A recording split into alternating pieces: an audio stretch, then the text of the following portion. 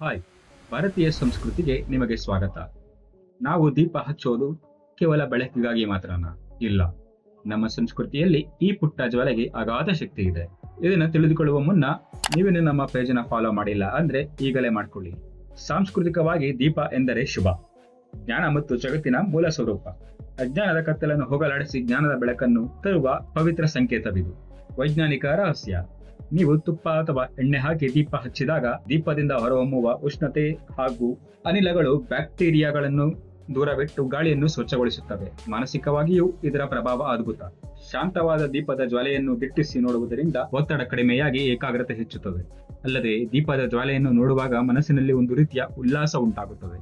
ನೆನಪಿಡಿ, ಇದು ಕತ್ತಲಲ್ಲಿನ ಸಣ್ಣ ಬೆಳಕಲ್ಲ, ಇದು ನಮ್ಮಲ್ಲಿನ ಆಶಾವಾದ ಮತ್ತು ಸಕಾರಾತ್ಮಕ ಶಕ್ತಿಯ ಪ್ರತೀಕ. ಮುಂದಿನ ಬಾರಿ ದೀಪ ಹಚ್ಚುವಾಗ ಕೇವಲ ಬೆಳಕನ್ನು ನೀಡುತ್ತಿಲ್ಲ, ನಿಮ್ಮ ಜೀವನಕ್ಕೆ ನೀವೇ ಶಕ್ತಿ ತುಂಬುತ್ತಿದ್ದೀರಿ. ನಿಮ್ಮ ಒಪಿನಿಯನ್ ಕಮೆಂಟ್ ಬಾಕ್ಸಿನಲ್ಲಿ ತಿಳಿಸಿ. ಈ ರೀಲ್ಸ್ ನ ಸೇವ್ ಮಾಡ್ಕೊಳ್ಳಿ ಹಾಗೂ ನಿಮ್ಮ ಫ್ರೆಂಡ್ಸ್ ಫ್ಯಾಮಿಲಿ ಜೊತೆ ಶೇರ್ ಮಾಡಿ. Thank you.